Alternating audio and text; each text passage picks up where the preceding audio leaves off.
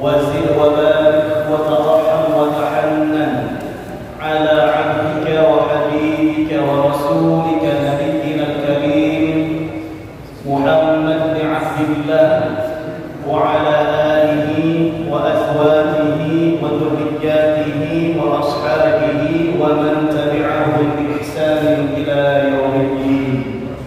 أما بعد, yang sama-sama kita hormati segenap pengurus DKM Dewan Kemakmuran Mushola Alfiyah Al-Istiqamah, mulai dari jajaran ketua sampai kepada anggota, yang sama-sama kita hormati seluruh hadirin, bapak-bapak yang alhamdulillah pada malam hari ini Allah izinkan untuk hadir, untuk berkumpul di salah satu raudhah min riyadhil jannah. Mudah-mudahan yang hadir ini senantiasa Allah berikan nikmat sehat, afiat, sehat jasmani, sehat rohani, dan juga sehat dompet.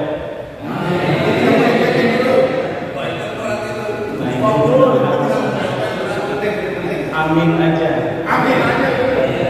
Amin aja dulu. Siapa tahu nanti Allah kabulkan. Setelah amin, terbitlah kabul.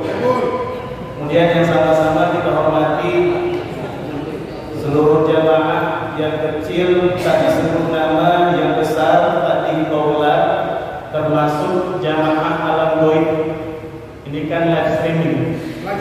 Ya, apa ini Pak Anjar Nova TV? Ya, silakan di like, subscribe, share, dan komen. Ya, jangan lupa loncengnya.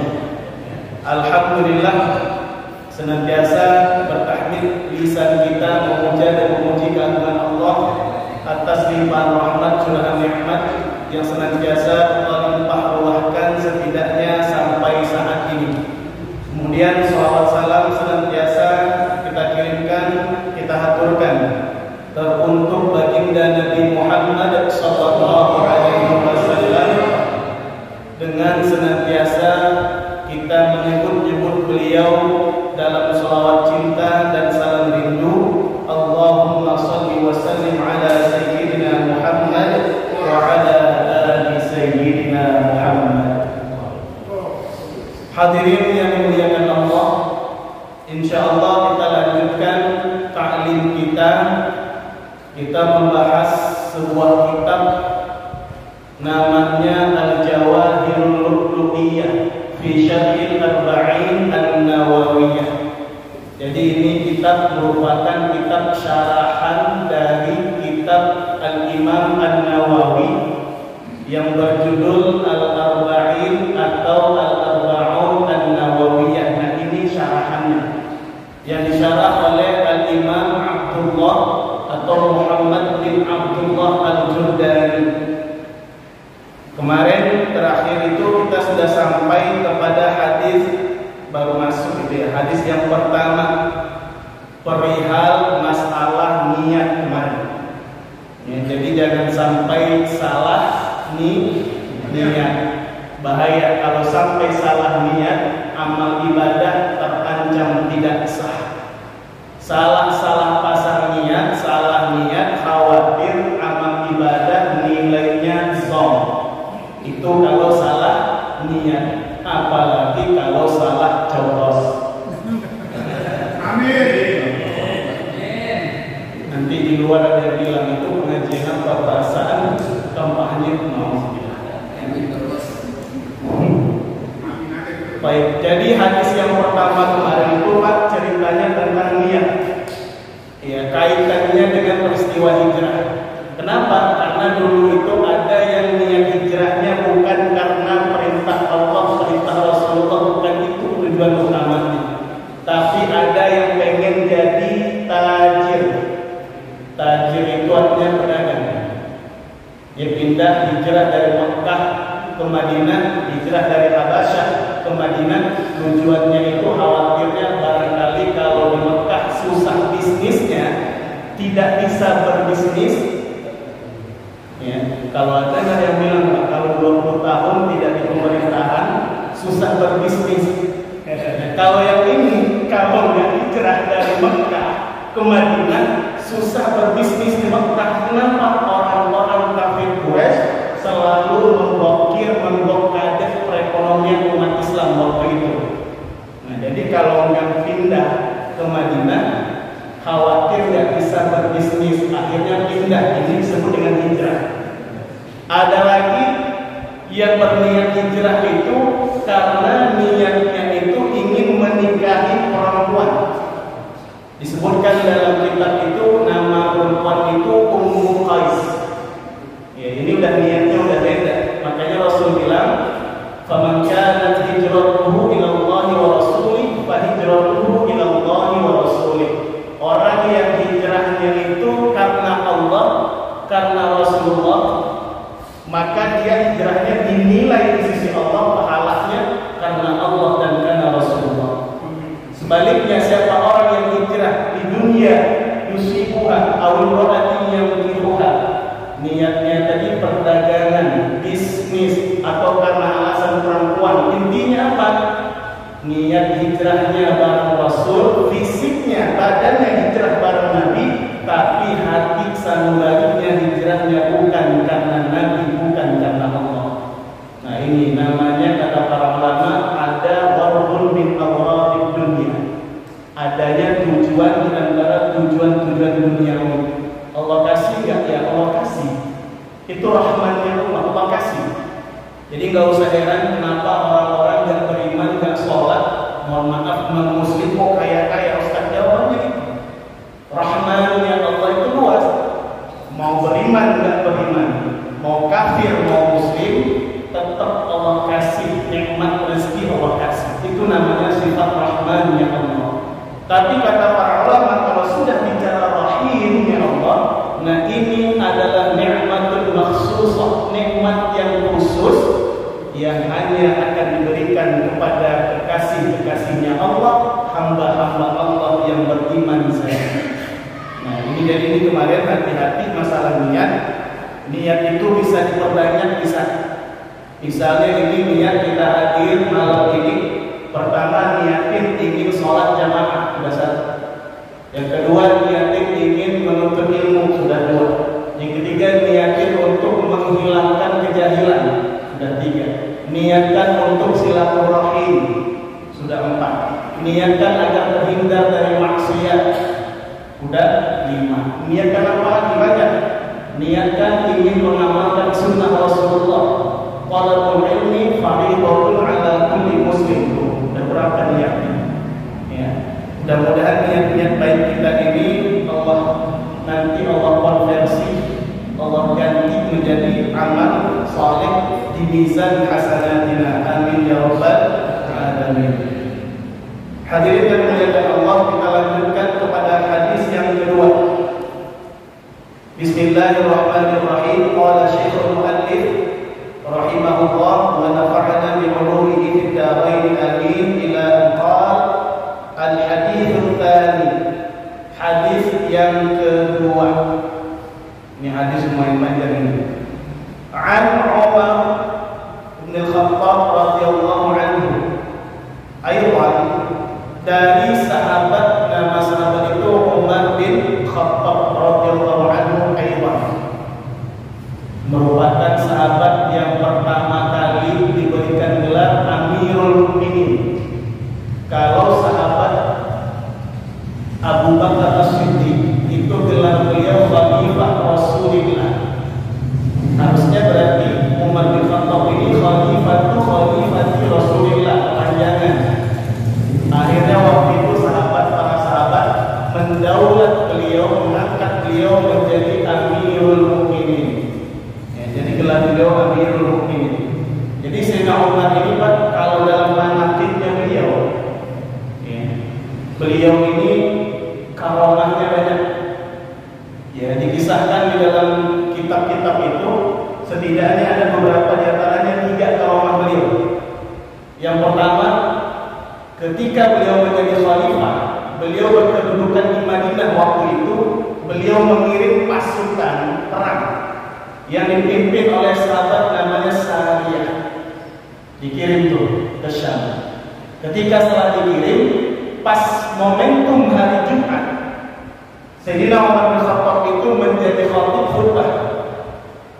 Pas khutbah, di tengah-tengah khutbah, beliau tatapannya itu kosong. Sayyidina Umar kemudian berucap 3 kali Allah di sautin alamin. 3 kali beliau ngomong dengan suara yang lantang. Ya Sariyah al-Jabal, ya Sariyah al-Jabal, ya Sariyah al-Jabal. 3 kali. Artinya apa? Wahai Sariyah, puncak gunung, puncak gunung. Sariyah, puncak gunung. Sariyah, gunung, gunung. 3 kali. Sampai-sampai para sahabat yang mendengarkan khutbah Jumat waktu itu heran. Ini orang kebanyakan minum asam sulfat apa bagaimana? Dan agak gimana ketika khutbah Jumat, tiba-tiba di tengah-tengah khutbah ngomong begitu gimana? Saya lagi khutbah, bertakwalah kepada Allah. Pak Anjar live streaming, Pak Anjar live streaming, kenapa urusannya nih? Ketika lagi khutbah kok keluar dari konteks. Nah, jadi ketika itu Sayyidina Umar itu langsung ngomong dengan 3 kali ulangan kata-kata yang sama. Ya Sariyah al-Jabal, Sariyah gunung, puncak gunung, Sariyah puncak gunung, 3 kali. Nah, karomahnya beliau ketika itu Sariyah ini kan jauh dari Madinah, di Syam. Kedengaran oleh Sariyah dengan pasukan muslim ketika itu, karena memang mereka sudah dikepung oleh musuh di bawah pegunungan. Bingung ini mau gimana, musuh sudah mengepung. Tiba-tiba terdengar suara Khalifah Umar bin Khattab radhiyallahu anhu. Gunung, gunung, gunung. Kedengaran itu dari Madinah ke Syam itu jauh. Berapa lama itu perjalanan? Ya, kalau sekarang pakai pesawat mungkin cepat. Kalau dulu nggak ada pesawat. Ya. Apalagi polanya nggak ada. Nah, jadi ketika itu Sariyah dan pasukan yang lainnya mendengar perintah itu. Akhirnya baru sadar pada naik ke pegunungan, ke bukit. Setelah naik, kemudian baru muncul serangan balik. Akhirnya pasukan kaum muslimin menang. Jadi ketika Sariyah ini kembali ke Madinah, cerita, wahai Khalifah, waktu itu kami sudah terkepung oleh musuh di bawah kaki gunung. Di bukit itu kita udah di bawahnya, kita udah terkepung di lembah itu. Kami bingung harus bagaimana. Musuh sudah kepung, tiba-tiba saya mendengar suara engkau, wahai Khalifah. Engkau berkata, wahai Sariyah, ingat gunung, ya bukit. Akhirnya tiba-tiba aku sadar, oh ini jangan-jangan perintah. Tiba-tiba aku naik dengan rombongan. Nah, setelah itu baru kita ngadain serangan balik dan akhirnya kaum muslimin menang. Tuh karomahnya. Jadi Khalifah Umar itu ditanya oleh sahabat, ada apa wahai Khalifah? Kok di tengah-tengah khutbah, kok tadi ngomongin Sariyah? Sariyah lagi perang jauh. Kok ngomongin dia? Kata Sayyidina Umar, saya nggak tahu. Tiba-tiba di tengah-tengah saya khutbah, saya merasa seolah melihat pasukan Sariyah dengan rombongan itu sedang terkepung di bawah gunung. Konon saya langsung aja ngomong, Sariyah naik gunung. Tuh, itu salah satu di antara karomahnya Khalifah Umar bin Khattab. Itu banyak di kitab-kitab diriwayatkan banyak. Kemudian karomah yang kedua apa lagi? Ya, di antaranya ini kisahnya masyhur, kisahul masyhur. Apa? Jadi dulu ketika di Mesir Amr bin As jadi gubernur.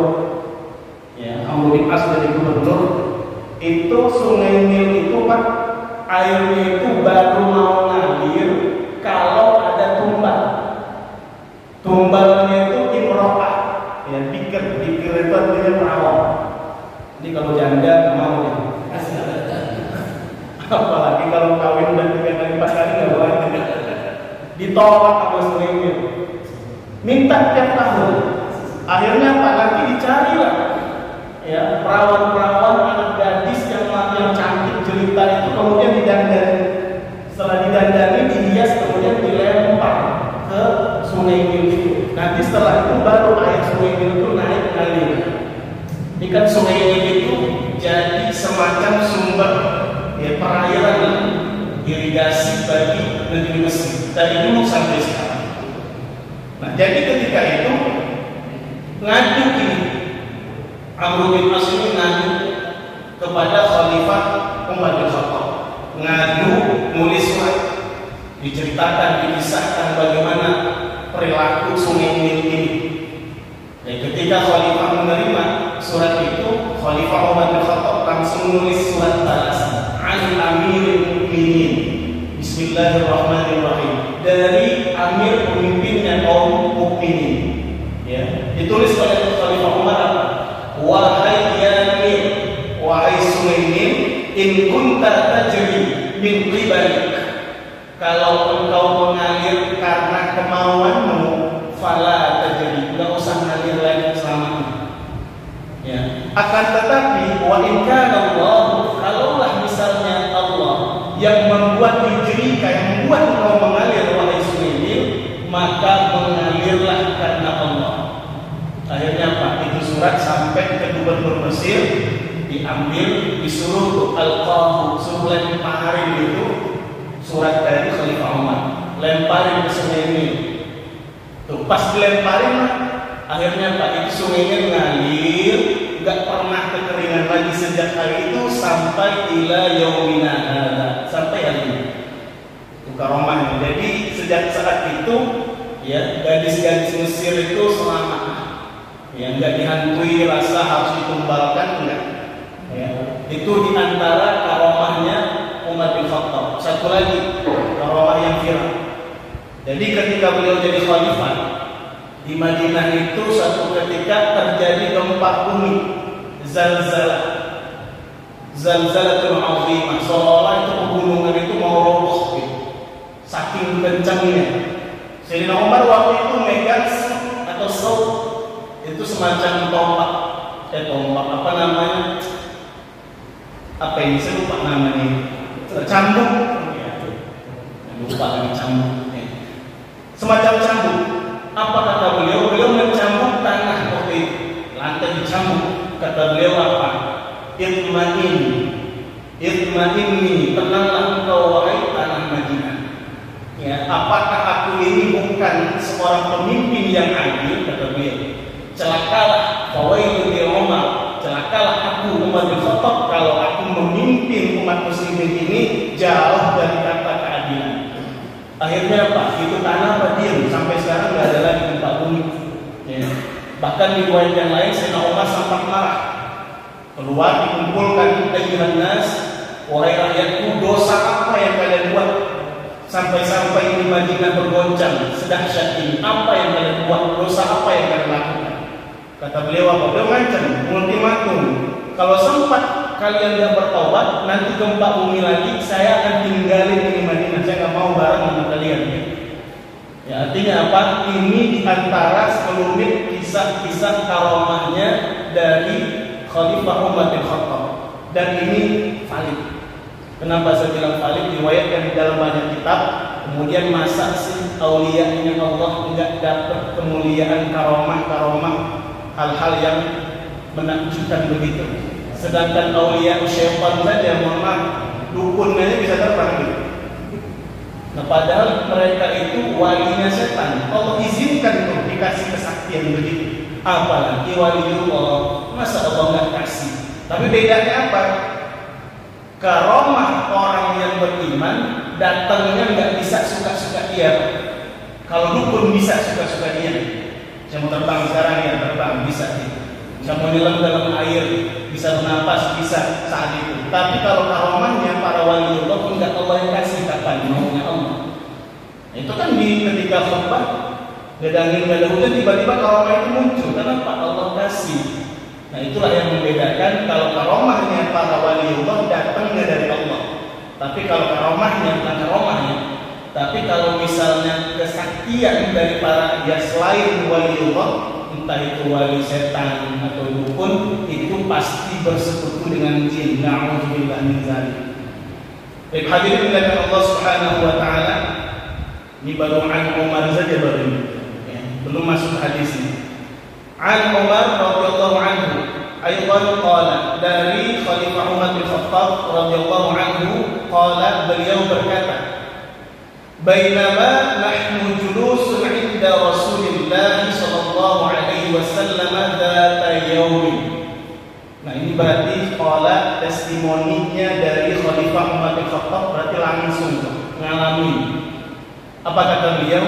Tatkala kami duduk-duduk, kalau bahasa sekarang mungkin nongkrong atau kongko-kongko.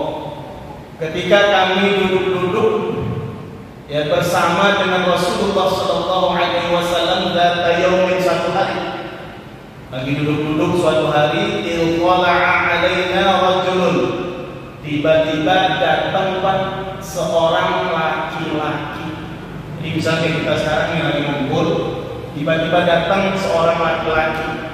Syadidu bayadil thiyabi, pakaiannya itu putih bersih luar biasa mengkilap. Waktu itu Sofri Baikrin belum ada, nggak tahu pakai apa waktu itu bersih. Ya. Tapi pakaiannya putih luar biasa bersih. Syadidu sawadi syakri, kemudian rambutnya ini hitam luar biasa. Ya, bahkan kalau di dalam riwayat yang lain itu yang dimaksud syadidu sawadi syakri ini bukan hanya rambut ini, tapi sampai ke jenggot-jenggotnya hitam. La yura alaihi atharus safar. Tidak terlihat dari orang laki-laki yang datang ini, yang bajunya putih bersih, yang rambut sama jenggotnya hitam ini rapi luar biasa, tidak terlihat padanya ini bekas atau tanda-tanda habis dalam perjalanan jauh. Nggak ada kelihatan. Ya. Wala ya'rifuhu minna ahadun. Ini orang yang datang, kata Sayyidina Umar, kami ini semua sahabat Nabi nggak ada yang kenal siapa ini orang. Nah, makanya tadi disebutkan sebelumnya, la yura alaihi atharus safar, nggak ada bekas-bekas dia ini orang musafir. Kenapa? Harusnya kan di Madinah itu rata-rata sahabat Nabi kenal siapa-siapa aja yang tinggal di sana. Nah, tapi ini orang datang kita nggak kenal, dikatain musafir juga kagak, karena wajahnya itu bersih, pakaiannya bersih. Kalau orang musafir mah biasanya wajahnya kelihatan lelah. Biasanya capeknya kelihatan, kemudian bajunya biasanya mohon maaf agak lusuh, rambutnya debuan, apalagi di Arab. Nah, ini enggak sama sekali. Harusnya ini orang dekat kan gitu. Tapi kita kok nggak ada yang kenal, nah, ini jadi keanehan. Ya. Hatta jalasa ila Nabi sallallahu alaihi wasallam. Nah, ini orang yang datang tadi, kata Sayyidina Umar, sekonyong-konyong duduk di depan Nabi. Fa asnada rukbatayhi ila rukbatayhi. Enggak cuma duduk, Pak. Duduk nyenderin lututnya dia ke lututnya Nabi. Diaduk lutut sama lutut. Udah datang diaduk lutut sama lutut Nabi. Tambah kaget lagi nih sahabat Rasulullah. Nah, habis nyandarin itu nggak cukup nyandarin lutut sama lutut saja. Wa waqa'a kaffaihi ala fakhidaihi. Habis itu ini orang yang datang naruh tangannya di atas kedua paha Nabi. Jadi istilahnya duduk nyandarin lutut ketemu lutut, habis itu pegang dua paha Nabi ini orang. Ya.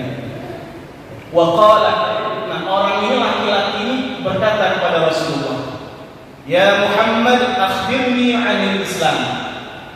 Wahai Muhammad Rasulullah, akhbirni 'anil Islam. Tell me about Islam.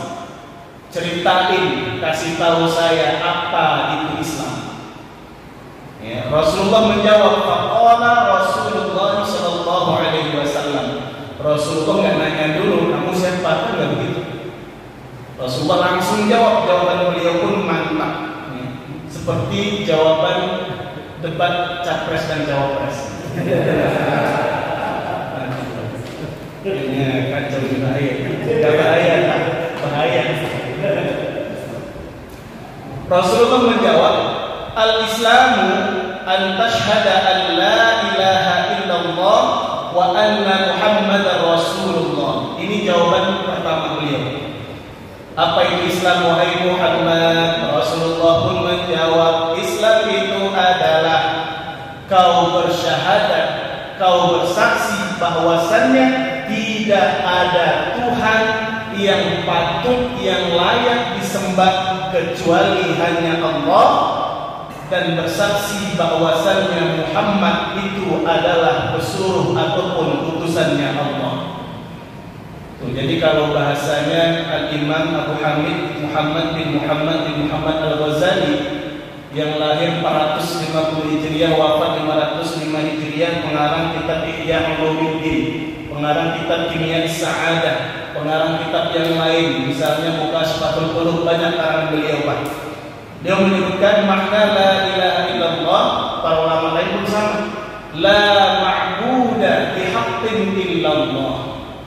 Enggak ada yang patut disembah itu secara hak yang benar hanya Allah saja. Itu maknanya. Bahkan beliau melanjutkan la tasihhul ibadah illa bi ma'rifatil ma'bud. Gak sah ibadah kita kalau kita gak kenal siapa yang kita ibadahi. Tuh sama aja Pak, ngirim paket misalnya saya kirim paket sama Pak Anjar.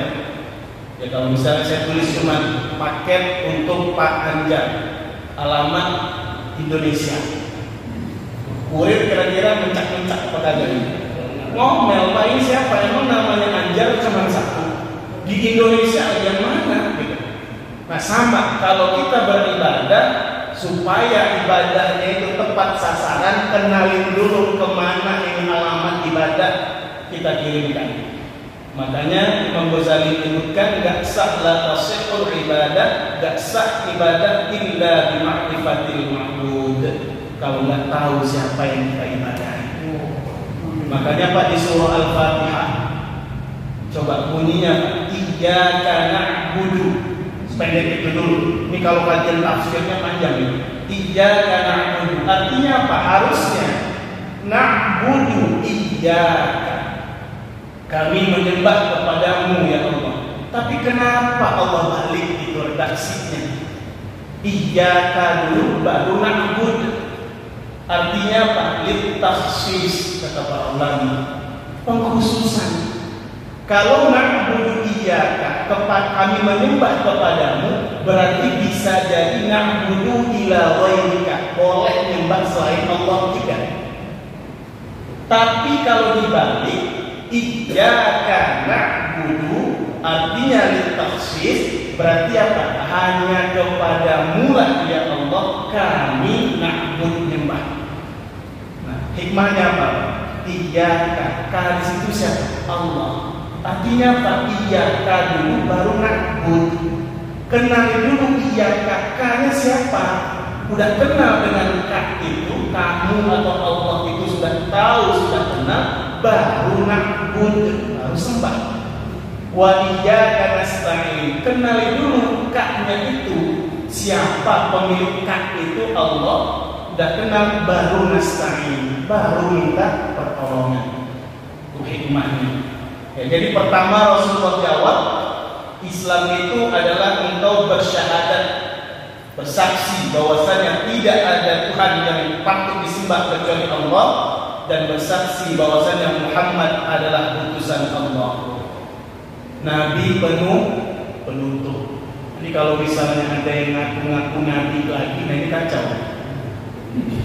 Banyak Pak, ada nabi dari Melayu, ada nabi dari Sunda, ada dari Jawa, ada. Ini kita aneh-aneh Pak.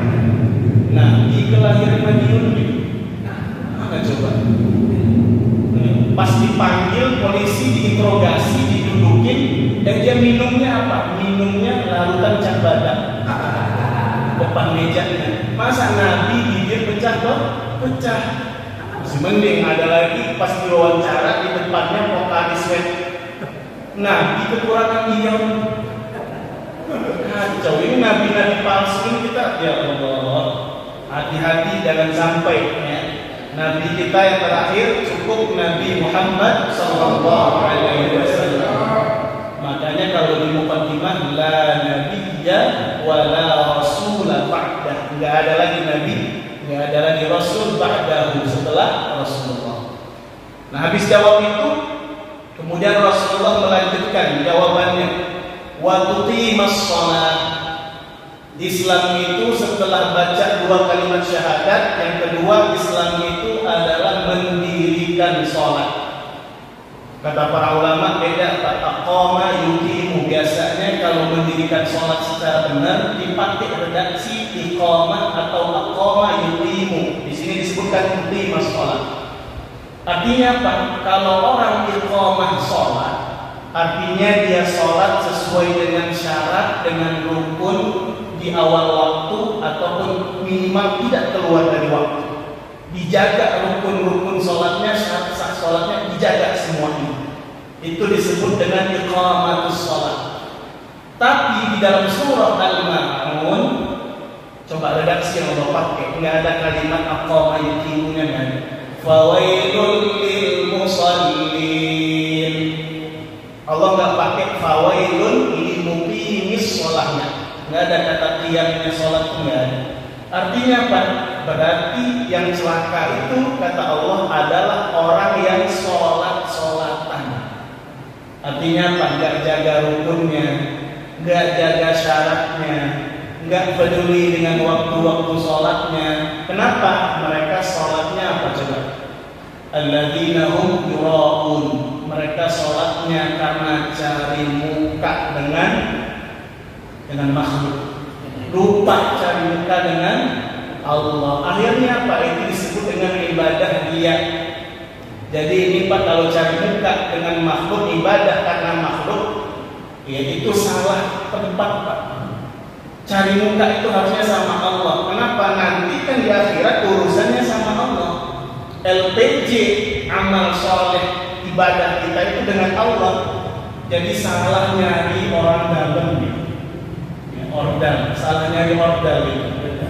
Harusnya ibadah nyarinya apa? Pahalanya dari Allah. Nah ini salah nyarinya cari muka dari makhluk. Salah kaprah nyari orang dalam. Ayo, carilah orang dalam yang benar. Siapa ya? Carilah ibadah, kegiatan amal soleh yang kita lakukan nyari ridhonya Allah. Kalau Allah sudah ridho, selesai urusan. Ya, malaikat itu cuma disetir-setir sama Allah. Kata Allah, masukin hamba ini dalam surga, selesai. Malaikat bisa apa? La ya'sunallaha ma amarahum. Malaikat itu nggak pernah mengingkari, nggak pernah yang melawan perintahnya Allah, nggak pernah. Kalau nanya pernah. Ketika menciptakan manusia, malaikat banyak. Tapi kalau mengingkari nggak bisa. Ya. Jadi yang kedua yang disebut dengan Islam atau orangnya disebut dengan orang Muslim. Di samping dia bersyahadatain, kemudian dia mendirikan sholat, wa tu'tiyaz zakat, orangnya pun mengeluarkan zakat. Zakat banyak, zakat fitrah, zakat mal, kemudian apalagi zakat mal juga ada. Ya, banyak zakatnya. Tapi yang jelas yang wajib itu adalah zakat fitrah, ini yang gampang, yang setiap tahun kita keluarkan. Kalau zakat mal itu tergantung nisab dan haul namanya. Haul cukup waktu, nisab cukup takaran timbangan minimalnya berapa dia punya harta. Artinya apa? Kata para ulama, memberikan zakat itu i'ta'uz zakah li mustahiqiha, ngasih zakat, distribusi zakat kepada yang berhak menerima. Di antaranya fakir, miskin, amil, mu'allaf, ya, kemudian musafir dan lain sebagainya itu. Kemudian apa kata Nabi yang disebut dengan Islam, orang berislam, wa tasuma Ramadan, hendaklah dia mempuasakan bulan suci Ramadan. Puasa Ramadan. Kenapa? Ini yang pokok-pokok saja ini Pak. Kalau syahadatain itu berarti babnya akidah. Mendirikan sholat babnya itu syariat ibadah. Ya, zakat juga sama, syariat ibadah, bahkan muamalah, interaksi sosialnya digembleng, dilatih dengan zakat. Supaya apa? Supaya kita ini punya dua kesalehan. Pertama, kesalehan individual melalui sholat. Yang kedua, kesalehan sosial melalui zakat, infak, sedekah dan lain sebagainya. Nah, jadi samping puasa Ramadan, terakhir kata beliau, wa tahijju, boleh dibaca tahajud. Wa tahujjul baita in istata'ta ilaihi sabila.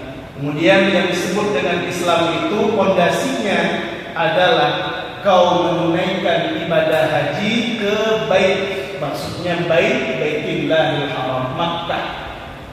Jadi jangan ke Iran, Mbak ya. Mana saya mau haji kemana, ke Iran? Nah, ini nggak benar ini. Hajinya ke Makkah. Ini istata'ta ilaihi sabila. Syaratnya ada. Mau haji silakan, tapi syaratnya ini istata'ta ilaihi sabila. Dengan catatan engkau sanggup untuk melaksanakan haji, sanggup untuk melakukan perjalanan haji. Sanggup itu Pak banyak maknanya. Pertama, sanggup secara kesehatan. Sekarang Pak kalau daftar haji antriannya berapa? 30 tahun. Kurang lebih 30 tahun. Biaya haji naik apa turun? Naik ya. Jadi maunya biaya haji naik apa turun? Turun. Kalau begitu kita butuh perubahan.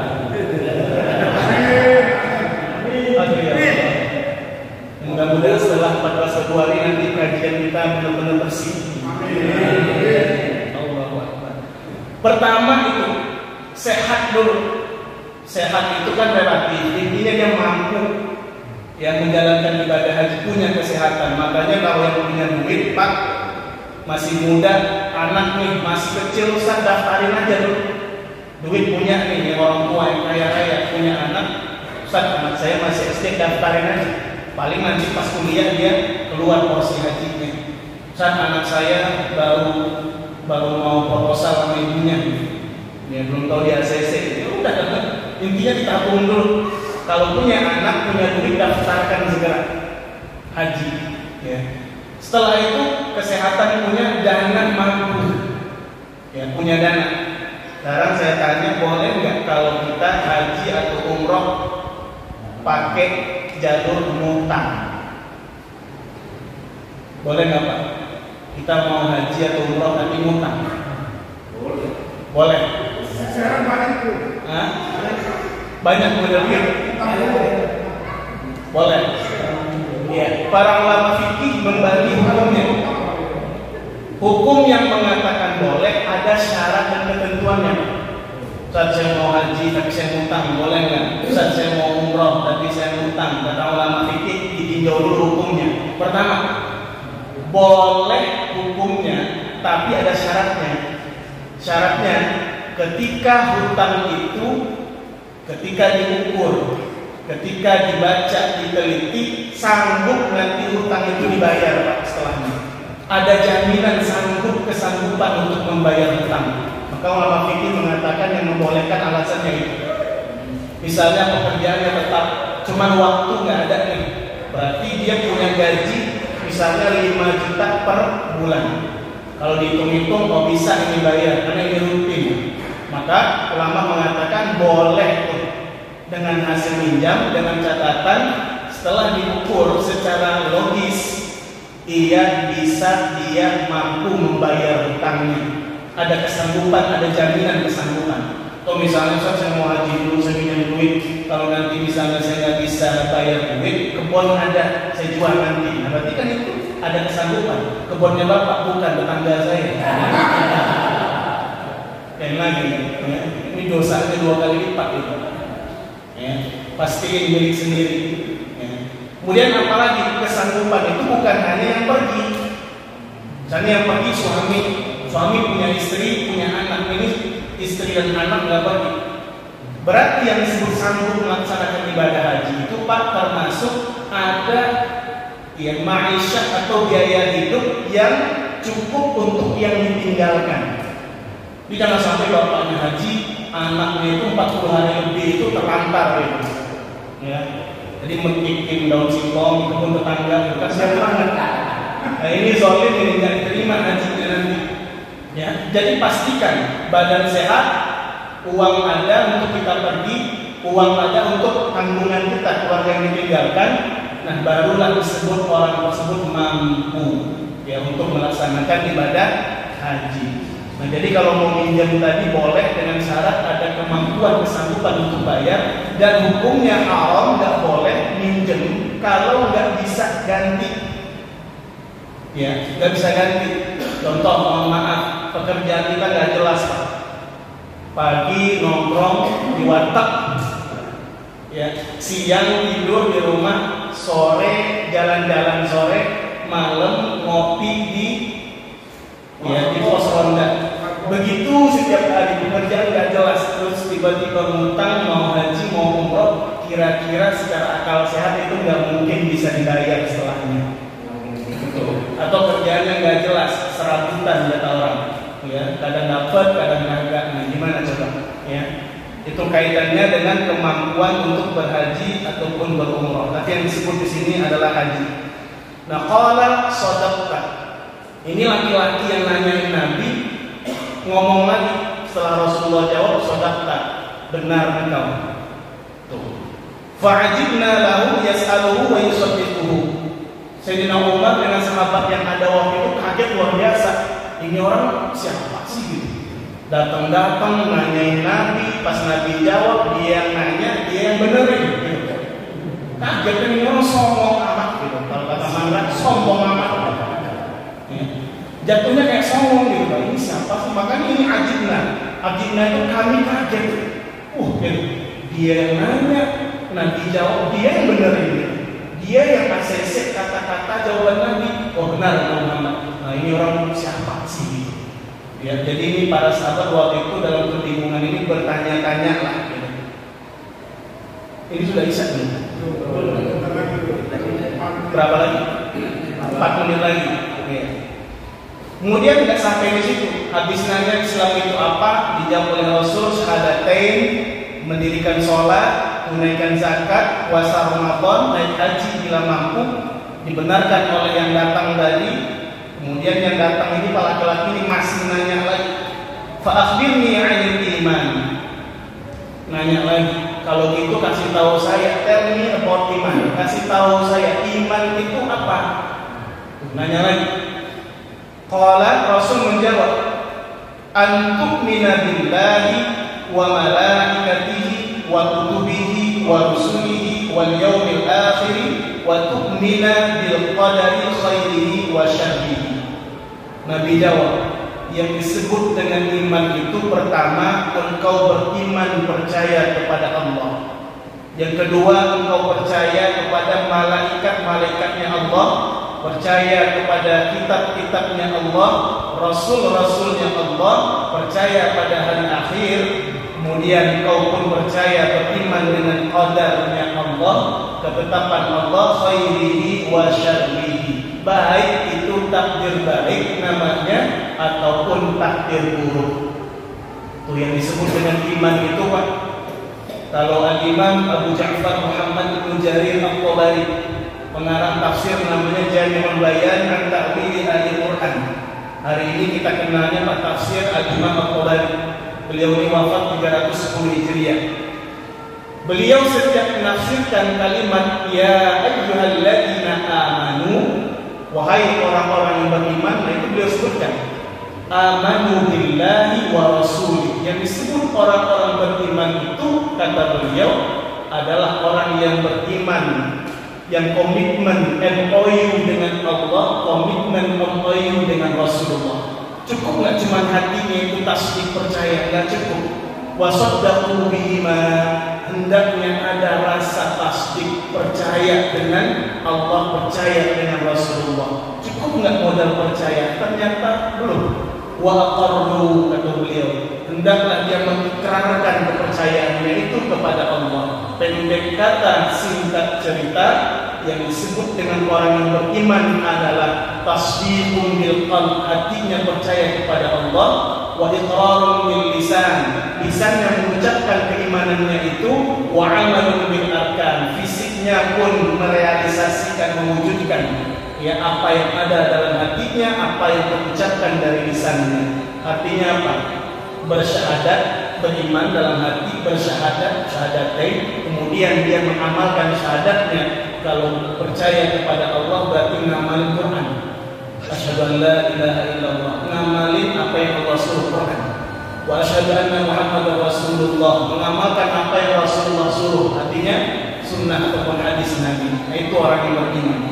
Dijawab beriman itu, iman itu adalah iman kepada Allah, percaya kepada para malaikat-malaikatnya Allah. Malaikatnya Allah itu jumlahnya berapa? Banyak. Itu jawaban santri saya berapa? Banyak. Berarti turunan bapaknya itu berarti jawabannya begitu. Ya. Ada kitab namanya Al-Thimarul Yami'ah. Kitab ini syarahan dari kitab Riyadhul Badinah. Ini yang ngarang Pak Ulama Nusantara. Masya Allah. Nama beliau Syekh Muhammad bin Umar Nawawi Al-Jawi Al-Bantani. Lahir di Serang, Banten. Tapi jangan salah Pak, beliau ini ulama, bahkan disebutkan Sayyidul Ulama di Hijaz. Jadi dulu nama Makkah itu dulu Hijaz. Itu pemimpinnya ulama Hijaz itu dulu orang kita, orang Banten. Ada namanya kitab beliau Al-Thimarul Yami'ah.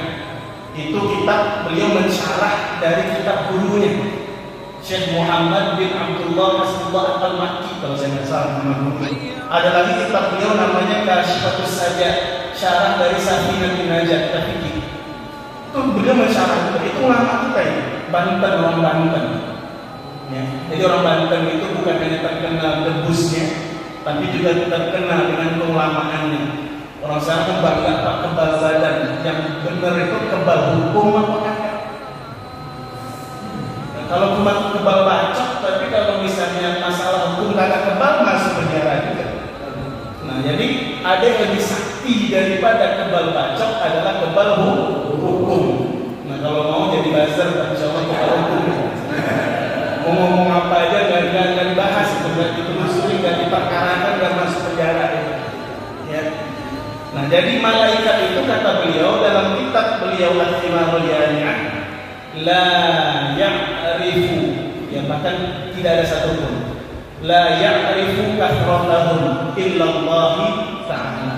Kata Syekh Nawawi, gak ada yang tahu jumlah malaikat itu berapa kecuali hanya Allah yang saja yang tahu. Bahkan masih ingat Pak, kalau kisah Isra Mi'raj, Rasulullah itu kan naik ke Mi'rajnya itu langit pertama, langit kedua, lantai 3, lantai 4, lantai 5 sampai lantai 7. Di lantai ke-7 Rasulullah ketemu dengan Nabi siapa? Ke-7 terakhir siapa? Masih ingat? Nah ini kalau Isra Mi'rajnya diperkat ini.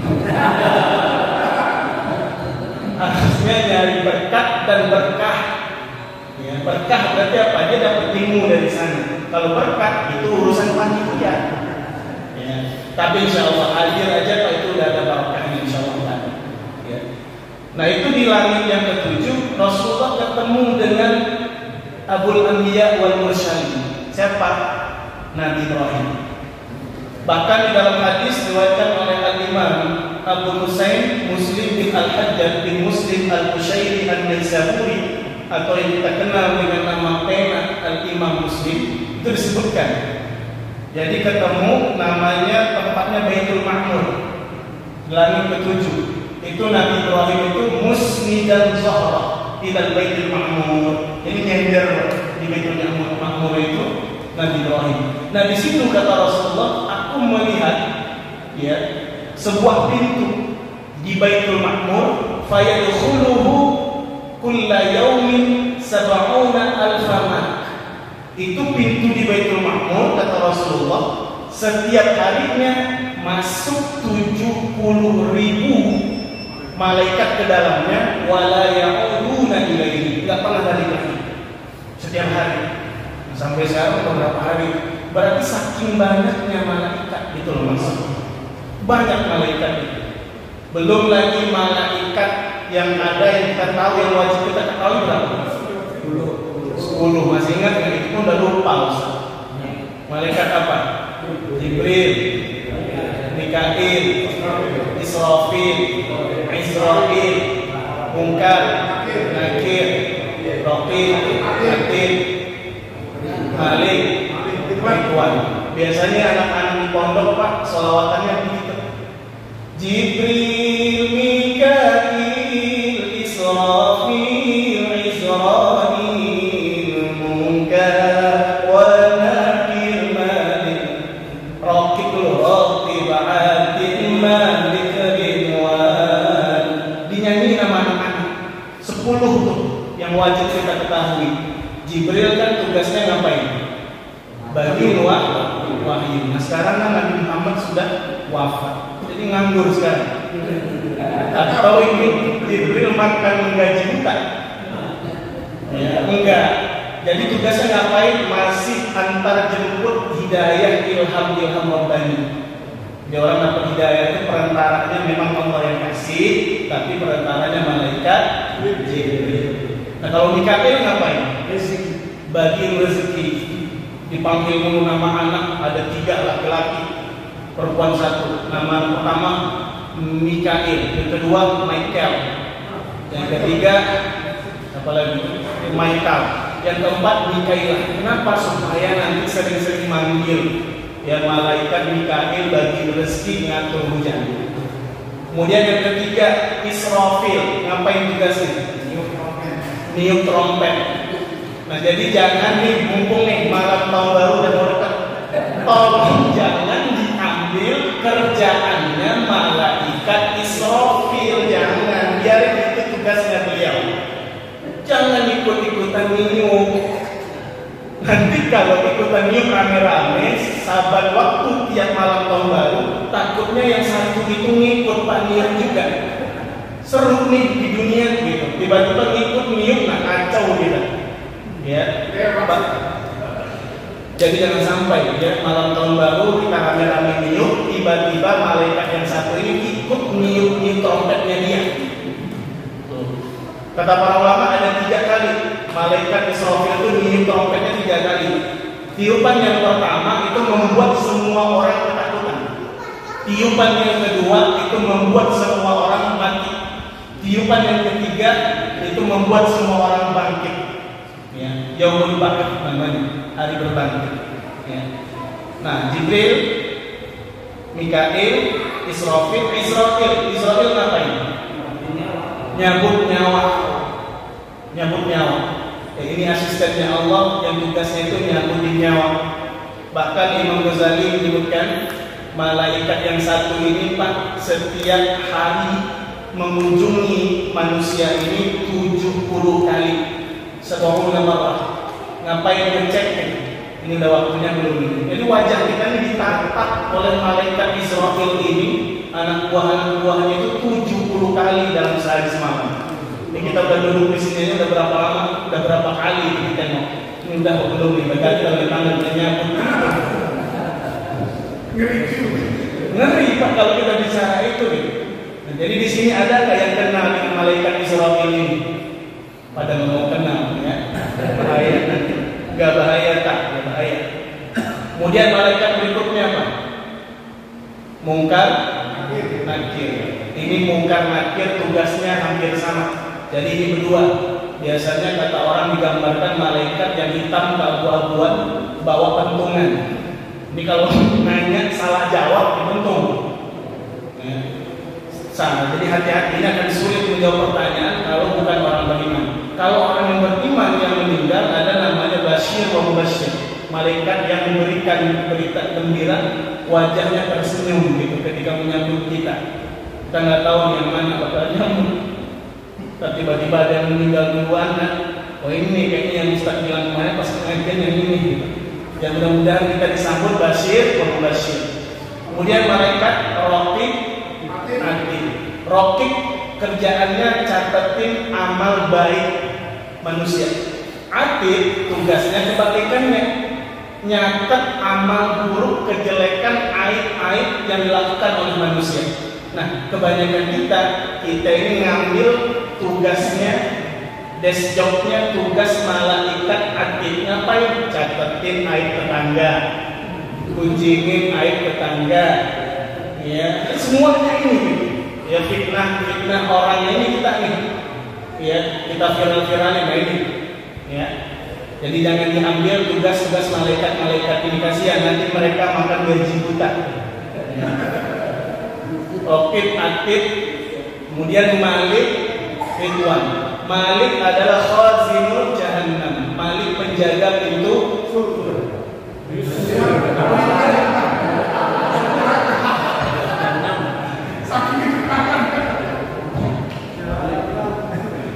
Nggak habis minum asam sulfat. Minum air putih aja. Air putih aja Pak. Jadi Malik itu khazin jahannam, penjaga pintu neraka. Ya, bengisnya luar biasa. Ya, jadi belum masuk aja itu orang udah serem melihatnya. Kemudian yang terakhir adalah Ridwan, khazinun jannah, penjaga pintu surga. Mudah-mudahan kita ketemunya malaikat Ridwan, jangan malaikat Malik. Ya, amin ya rabbal alamin. Hadirin yang dimuliakan Allah, barangkali sampai di sini dulu ta'lim kita. Berhubung waktu Isya sudah masuk, apa-apa yang kami sampaikan yang benar tentu datangnya dari Allah Sang Maha Al-Haq, Sang Maha Benar. Adapun yang keliru tentu datangnya dari diri kami sendiri, yang salah, yang khilaf, salah ucap, salah bicara. Kepada Allah kami mohon ampun, kepada hadirin kami mohon maaf. Marilah kita tutup pengajian kita ini dengan membaca doa kafaratul majlis. Subhanallahumma wa bihamdika asyhadu an la ilaha illa anta astaghfiruka wa atubu ilaik. Wallahu a'lamu bis-shawab, wallahu muwaffiq ila aqwamit thariq. Assalamu alaikum warahmatullahi wabarakatuh.